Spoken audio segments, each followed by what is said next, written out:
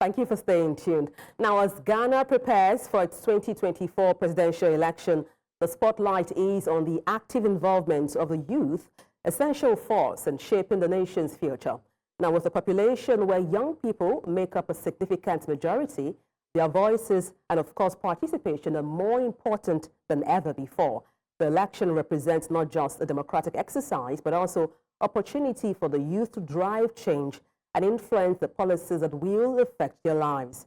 To delve deeper into this topic and explore the role of young people in upcoming election in Ghana, we're joined by a special guests, I should say, a couple of people joining us on the show whose insight and expertise will shed light on this critical issue.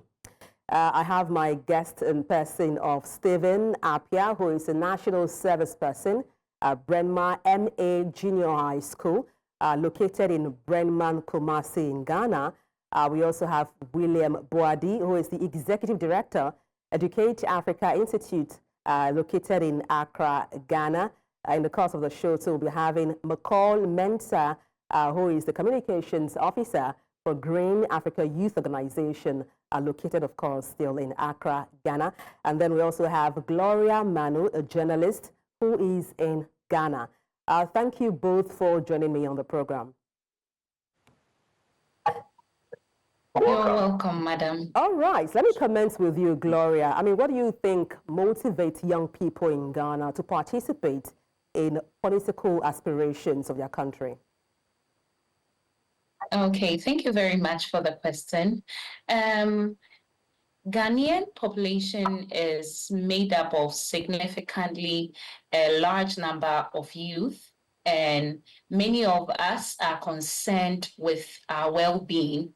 And so we have a lot of political affiliations. Currently, we have 12 people contesting for the presidential election. And with majority of the youth, we are considering the unemployment rate in Ghana, the health conditions, and the other policies that these political parties or these presidential candidates have to offer us. What are your thoughts, Mr. Boadi, when it comes to youth participation in Ghana, talking about the upcoming election come Saturday, 7th December?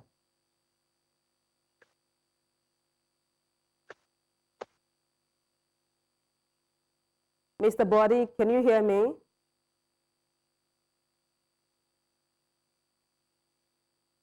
All right, so I will try to establish contact again with our guest, Mr. Boadi. Gloria, let me talk to you some more. We understand, like you rightly pointed out, we have 12 people vying for office come election on Saturday. How would you describe the mix of these 12 contestants when it comes to representing youth in Ghana?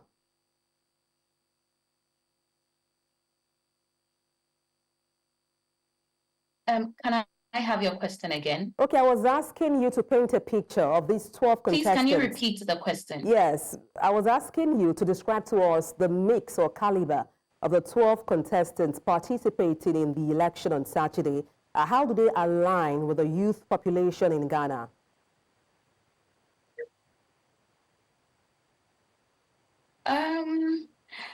They are actually poised, and they have different offers and policies for us.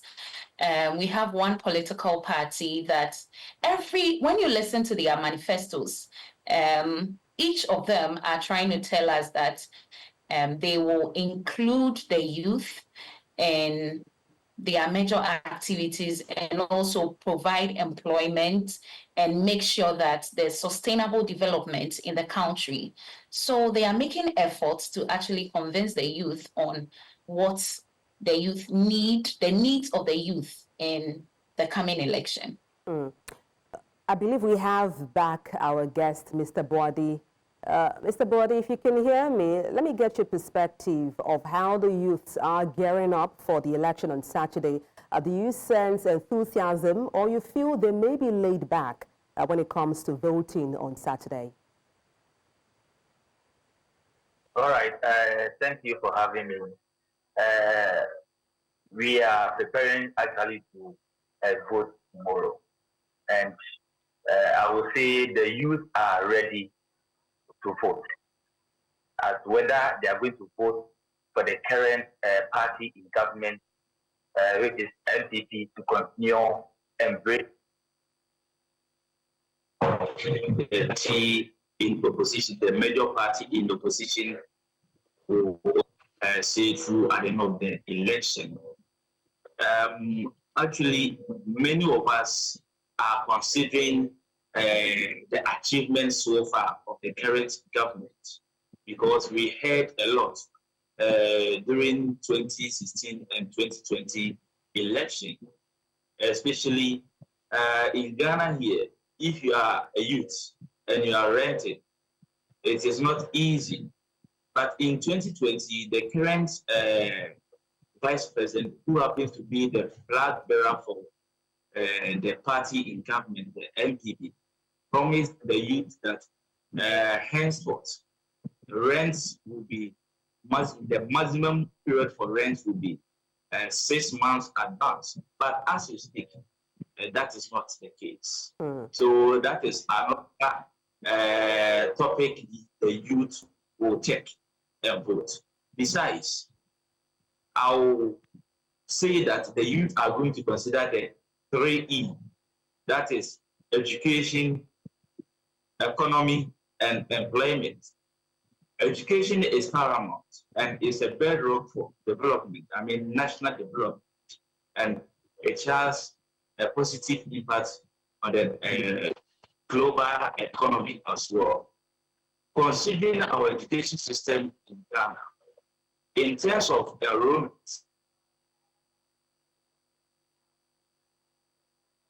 Mr. Body, are you there? Okay.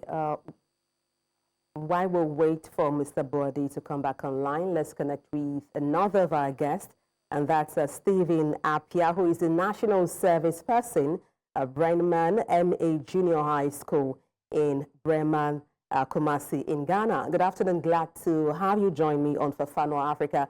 Before you joined us, we're talking about the youth involvement come election in Ghana on Saturday.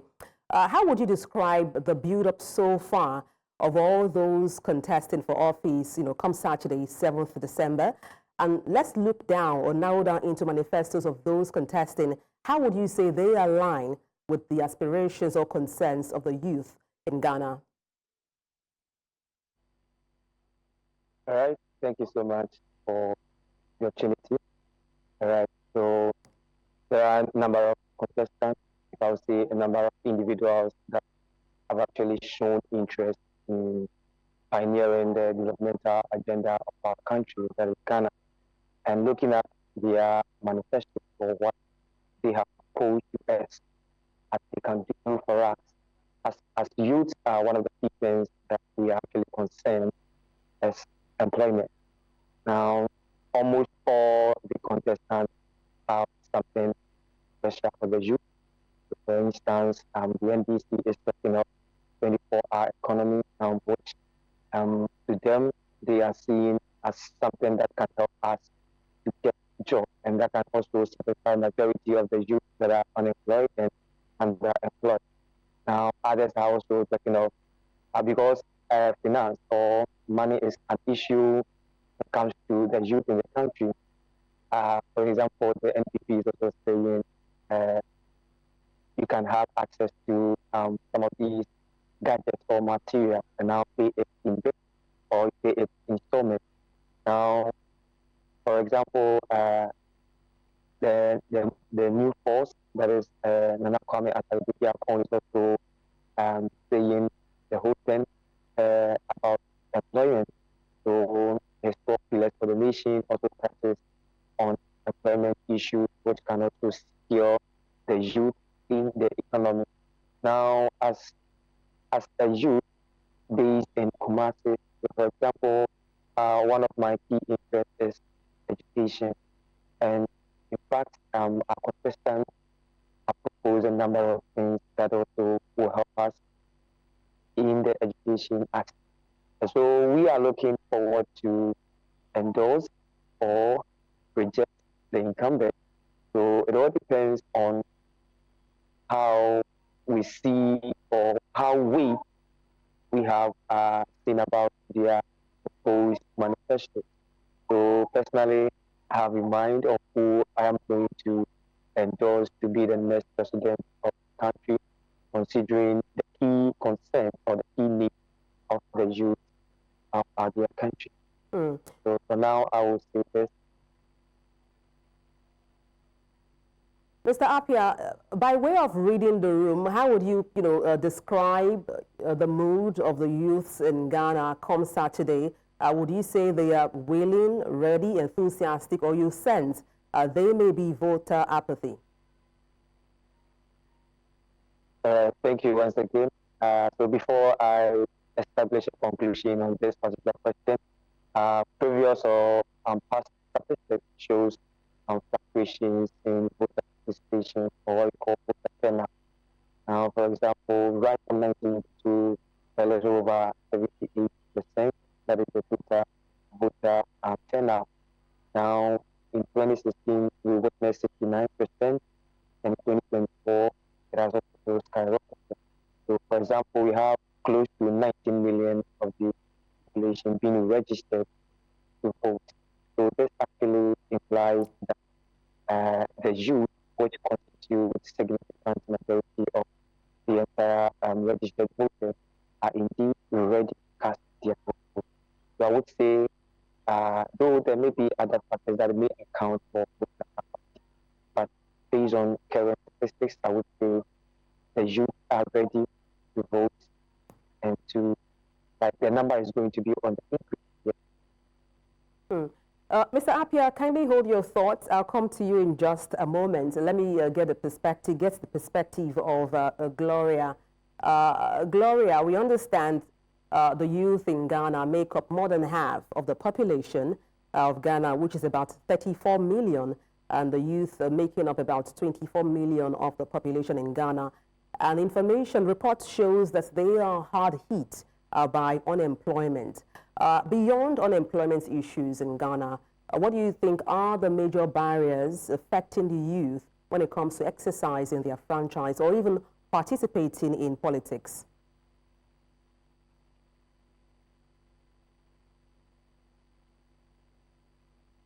Then, that's a very good question. And unemployment is something we cannot say we wouldn't look at, because many of the graduates in Ghana here are still unemployed. You meet a lot of people who have completed school and they are still not employed. Another issue is health, and also the environmental degradation going on, Galamsey as well. But we can see that the current government is not making much effort that the youth is expecting in order to bring down this Galamsey issue.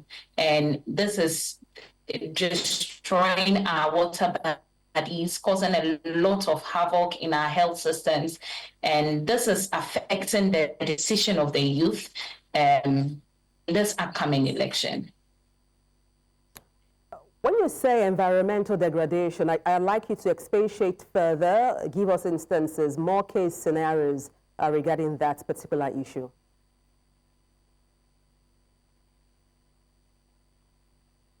Please, I didn't hear you well. Okay, I was asking you to cite more cases, more examples concerning health, which you mentioned as a factor hindering the youths from participating in elections or politics, as it were. Expatiate further on more health concerns or health issues, or even you also touched on environmental degradation. Expatiate further regarding that as it pertains to the youth, preventing them from participating in politics. Okay.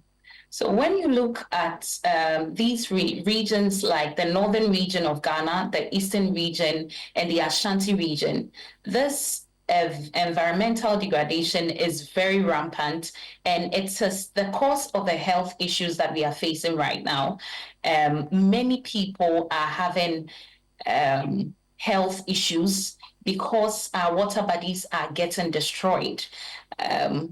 And that's the water that we drink. That's the water that we use for everything. And many of the youth are saying that if our chiefs and our traditional leaders are not making efforts to bring this environmental degradation, which is eventually affecting their health, down, then they are not going to vote. And issues like this are spanning across the eastern region of Ghana and the Ashanti region of Ghana.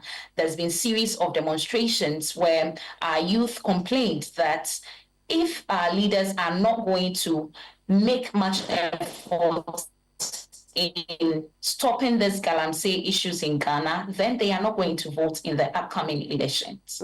Mr. Boadi, what are your peculiar concerns? She touched on, issues bordering on the health in the Ashanti region as well as the eastern region. Do you align with that, perspective of hers, or do you have, a different situation in the side of Ghana where you are?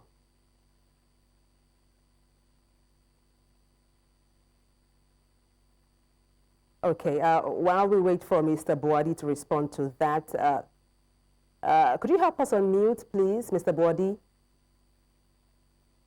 Okay. Let me come to you, Mr. Appiah. Gloria raised some quite, interesting perspective regarding issues concerning the youth in Ghana, talking about health. She also cited environmental degradation in places like the Ashanti region as well as the eastern region. What are your thoughts on that? That's for Mr. Appiah. Okay, thank you. All right. I think I was coming to share with you a different perspective. I think I can move on with that. Hello? You can go ahead, Mr. Appiah. Go ahead, please. All right, very good. So, as everyone has said, there are a number of factors that may also affect youth participation in immediate coming election. For example, most of the youth are having the perception that their action cannot make a difference. So, for example, they think, most of the youth, or let me say some of them think, regardless their vote, the narrative is still going to be the same. And so that may also prevent some of the youth in participating in tomorrow's election. Aside that, others too are also of the view that whether I vote or not, the two parties, one of them is likely going to crown the winner. And so the dominance of the two-party system is also a critical factor that may, in a way, position some of the youth to show kind of apathy for tomorrow's election. And let me cite this funny but also critical issue. The voter registration exercise is being done through with the aid of technology, and that is done by net. So, for example, my aunt in the village was like, I won't go out because you have to go and then they'll be holding your finger, pressing on the I don't want to go. So individuals familiarity with technology, including some of the youth, especially in the remote areas, will also be a hindrance. So, for example, there may be some youth that couldn't even register, all because of this open. Yeah. So I think, in addition to what Gloria read, these are also some of the critical factors that may affect youth participation in our tomorrow's election.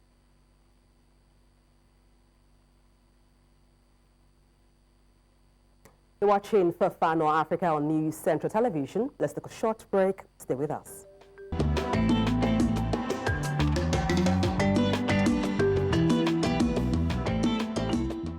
Hello and welcome to Fafano Africa. Thank you for staying tuned. We're looking at the youth participation in election coming up in Ghana come Saturday, 7th December. We still have our guests with us, but now let's continue with Gloria, who is a journalist in Ghana. Gloria, let's talk about inflation in Ghana. We've seen reports regarding inflation in Ghana at the end of 2022, which tilted to about 54%. Although for the year 2024, we understand inflation rate now is at 24%. But then when it comes to prices of goods and services in the market in Ghana, it has not quite reflected. How do you think the youths in Ghana are coping with the rising cost of living in Ghana? Thank you very much for the question. And the cause that our political leaders are giving us is because of the COVID-19 that came from 2020, and it has caused us a huge economic havoc in our systems, and this has brought inflation. This has brought us inflation. In fact, the prices of goods and services in Ghana are extremely high, which is affecting the youth. My brother, Mr. Boedi, said that rent in Ghana is a headache. If you're a youth now and you want to rent, it's a major headache for all of us. And so this is one of the major deciding factors for the youth in Ghana today in the upcoming elections on Saturday. We understand of the 12 contenders for this election, we have two, I should say, gladiators. We're not promoting any political party, but we understand the NDC, the NPP are major contenders for this election. Let me still stay with you, Gloria. Whom do you think the youths are likely to align with when it comes to youth engagement, when it comes to manifestos or blueprints in terms of shaping the future of Ghana as it regards or concerns the youth? And thank you very much for the question. There are two dominant political parties in Ghana now, that's the NDC and the NPP. And as I said earlier, every one of them are claiming to include the youth. They are actually incorporating inclusivity of the youth in their manifestos. And the youth are also looking at somebody who solve the unemployment problems that we have in Ghana, and also about the free education. It's also one factor, the free SHS policy that the current government is having. We are also considering that. So the youth of Ghana, some want to go with the other party that wants to continue the free education policy, and some also are going with the other party who is considering the conditions of the free SHS policy, because our resources are actually inadequate for this particular policy because of the high numbers of the students that have enrolled in our SHSs. So these dominant parties, I can't actually decide which side the major youth of Ghana are going for, but these are the two political parties that are dominating, the NDC and the NPP. Well, just to follow your train of thought, Gloria, you touched on inclusivity, which I think is quite interesting. What more would you like political aspirants to do when it comes to inclusivity of the youth population in Ghana? You mentioned areas of education. I believe you have more expectations. So what are the expectations you have of these political aspirants as relates to the young population in Ghana? Okay. Many of the political parties in Ghana here, every 4 years, we see that they come up with promises so that they can win the vote of Ghanaians, but they forget that the majority of the population are youth and their voices are also very loud. And I must say, mostly we are disappointed. Though they are trying, they are making efforts, but their promises, they tend not to fulfill their promises. And so I am suggesting that we listen, our Ghanaian leaders listen to the youth and fulfill the promises that they give or the promises that they promise us before the elections. And the youth of Ghana are very talented. They have a lot to offer if our educational systems are, let me say, are structured well. Many of the youth leave our schools with the theory, like the theoretical aspect of the subjects they went to learn, but leaving the practical aspects out. So somebody can go to school, studied engineering, but when you give the person a car or something to work on, and the person wouldn't be able to do anything because our educational system is majorly focused on the theoretical aspect, and this is affecting the youth a lot. So I think that our political parties, our leaders should listen to the voice of the youth in this regard, because we are screaming loud concerning this factor. And so they should include the youth in decision making in this regard. All right, Mr. Boadi, if you're there and can hear, you can hear us. I'd like you to speak on, some interesting facts Gloria raised when it comes to involving the youth in political decision making. What are your thoughts on this? Okay, I hope I am loud now. Go ahead, you are. All right. To boost the spirit in the youth to also participate in elections, I will let our leaders know that, our politicians know that in the olden days, most of the youth were considering their political affiliation only. But now, we the youth are voting based on issues. We are considering the promises they gave and the results they gave out when the power was given to them. Nowadays, many of the youth are suffering in Ghana. But way back 2015, 2016, before this particular party came into government, the promises were many, but when you trace it, only few have been implemented. And delving into the few ones, the results are not favoring the youth. It is favoring a few people. Considering the free SHS policy, for instance, World Bank and IMF have advised the government to review the policy because how it was implemented was poorly targeted. Now, jumping to the side of employment.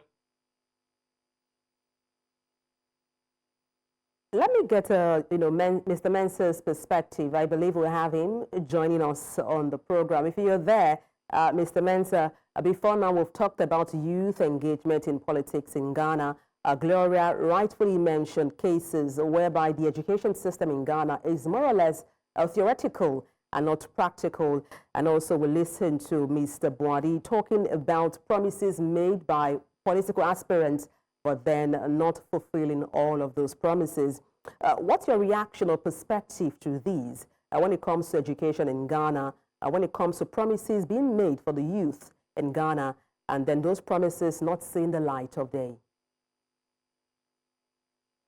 And I'm honored to be on your station. Promises being not being made, or promises made and we not getting the results is basically for the fact that we don't hold our leaders accountable for what they do and what they don't do. Over the years, it has been a promise and fail conversation from '92 when we entered into a fourth republic. And the youth have been on the receiving side of this promise and fail conditions. Every politician, every political party over the years in their manifesto have stated some of the most brilliant decisions, some of the most brilliant discussions, some of the most brilliant initiatives that will help Ghana get to where it needs to get to. But we have not been able to hold them accountable. And because of that, every day, every 4 years, they come back with interesting initiatives. And after they have won the election, they forget about it, or they forget to implement it, or they implement it halfway. And that has been one of the major problems in Ghana. For the youth now, one of the things we need to concentrate on is try and hold our politicians accountable for the promises they made to us. Initiatives, promises, the conversations will always sound very nice. It's just like a young man trying to woo a lady. They'll give you the nicest story, they'll give you the nicest things that they'll do. But they said after they get the person, after they get the lady, they forget. And that's how politicians have treated us over the years. For Ghana, there are interesting conversations relating to education. The Akufo-Addo government, that's just government we have found ourselves in over the past 8 years, have been on the bedrock of giving free SHS to students in our senior high schools and our junior high schools. We had communications that the NDC, that is the biggest opposition party, where they say in current times that they're going to analyze the free SHS and make it better than what it is now. We really don't really know the details to how they're going to review it. So we wait and see. It's been an interesting month. It has been an interesting time. Ghana preparing for its election. We don't know if we are going to continue with the current government or we're going to hand over to the next government. But the promises is plenty. It's many in their manifesto. We are hoping that the youth now can rise and hold them accountable. And the youth, through the Ghana election, the youth have played a major role. In the last election, 57% of the people that voted in the last election were between the ages of 18 to 35, meaning that if you're able to bring out promises, initiatives that favor the youth the more, then you stand a better chance of winning Ghana's election. Because Ghana's election, all you need is 50% plus one vote. And if 57% of youth, of the people that voted in the last election were youth, that means if your initiatives are more aligned to the youth, you stand a better chance of winning. All right, let me come to Gloria. I believe we have to let you go. But before you go, give us your parting words regarding the aspirants come Saturday's election, the electoral officers, as well as the electorates themselves. What is your parting word to them?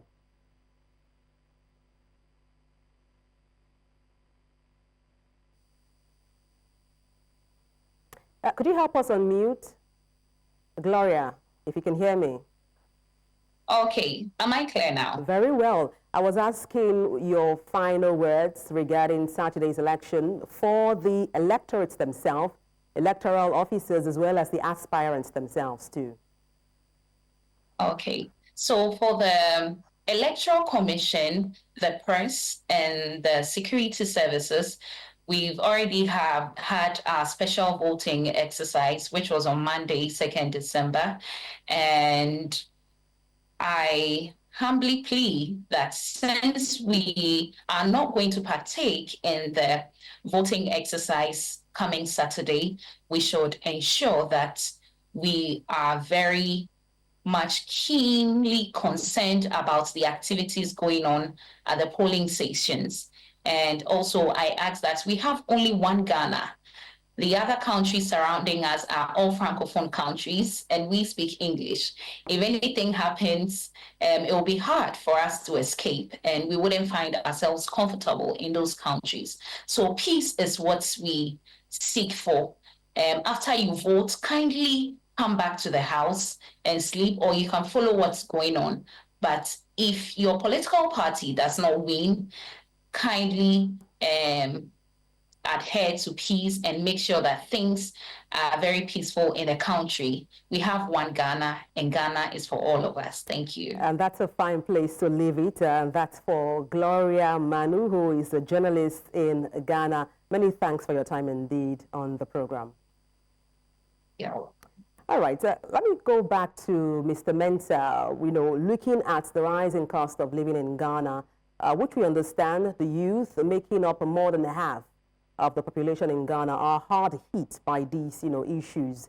We understand towards the end of 2022, inflation rates, that's the annual inflation rate in Ghana was about 54%. For 2024, it tilted downward to about 19%, but then the people in Ghana are saying this has not reflected in the prices of goods and services in the market. How do you think the youths in Ghana are coping with this rising cost of living? and what can be done to address it? It's sad that economics is mostly on paper. When we talk about inflation, we get the right figures on paper, but when you come down to the streets, you come down to the countries proper in the market, we don't really get the effect. The youth are complaining with the inflation, they're complaining with the high cost, the taxes in Ghana. Ghanaians are still paying COVID tax after 3 years, 4 years after COVID happened. There is a betting tax in Ghana, of which has been a major conversation for both political parties. The MPP who are in government brought the betting tax, and then the youth rose up constantly on social media, on various platforms to state clearly their dismay of the betting tax. Now, the NDC, the biggest opposition party, have stated clearly in their manifesto that when they should win power, hopefully tomorrow in the general election, one of the things they are cancelling is the betting tax, of which the youth are happy about.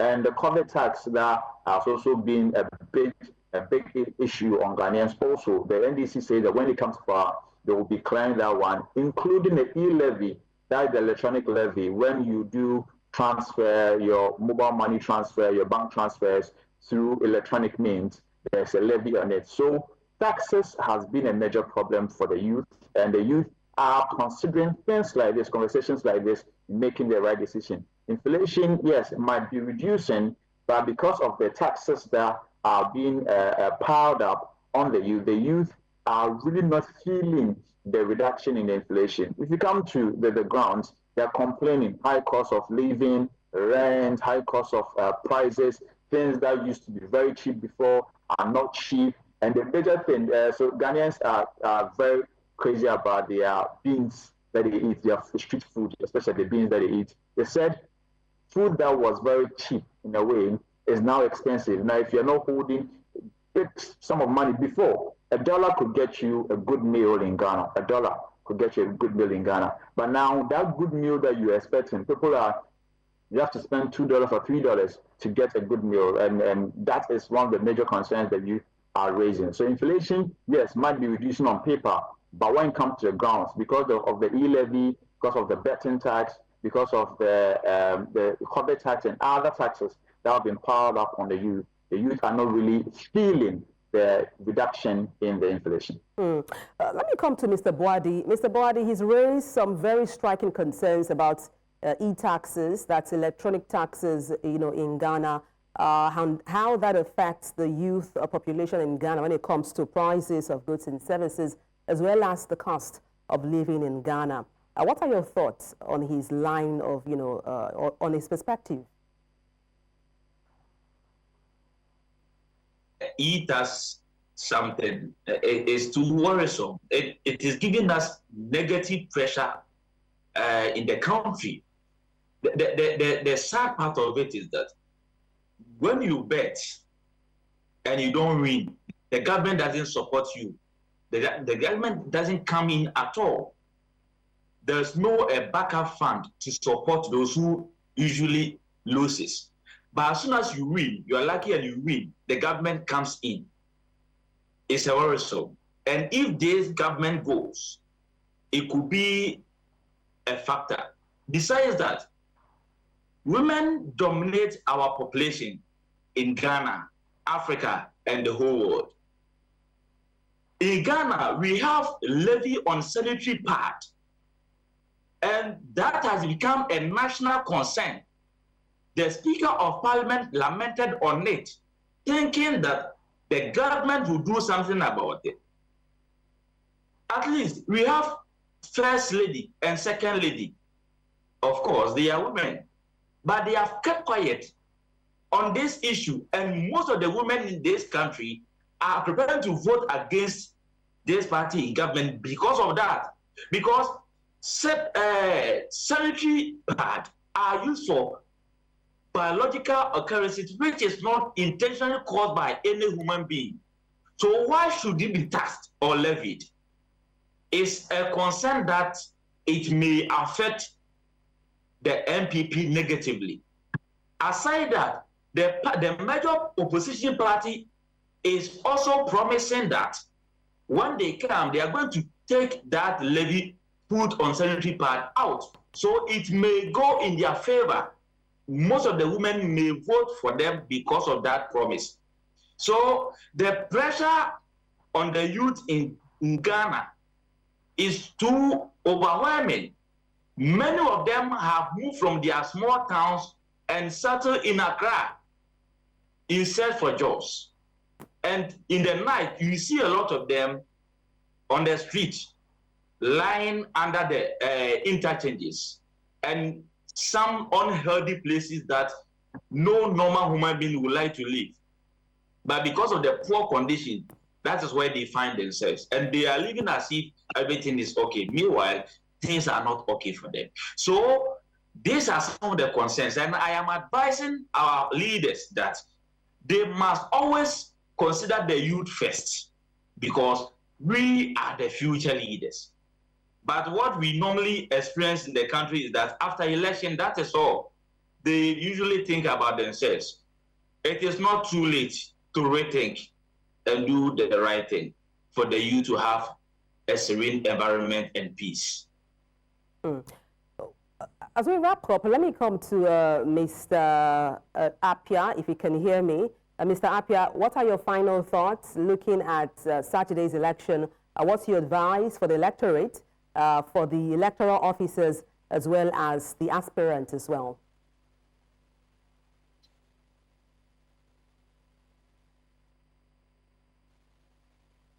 Okay, seems we lost connection with Mr. Appiah. Let me come to Mr. Mensah for his parting shot as we wrap up. Mr. Mensah, if you can hear me, what are your words to those coming out to cast their votes on Saturday, those vying for offices, as well as the electoral umpire?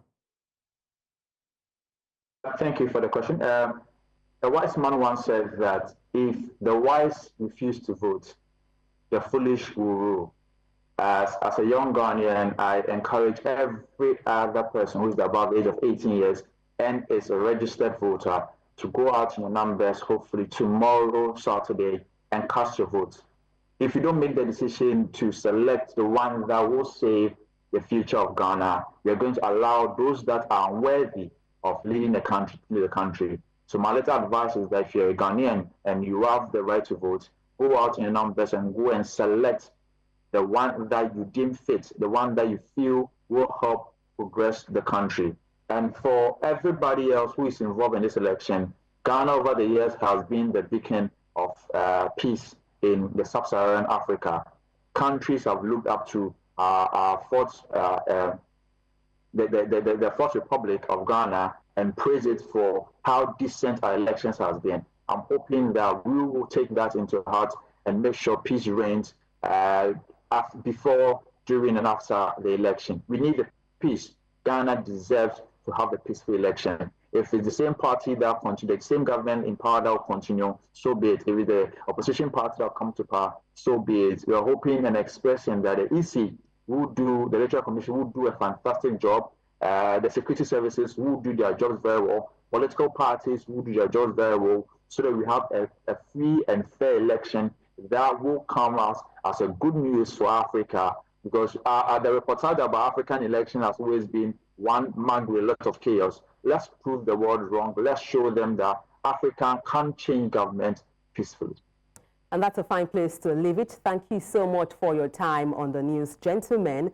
McCall Mensah, Communication Officer, Green Africa Youth Organization, located in Accra, Ghana, as well as William Boadi, Executive Director, Educate Africa Institute in Accra, Ghana. Also, we have joining us Stephen Appiah, National Service Person, Bremen Junior High School in Bremen, Kumasi, Ghana.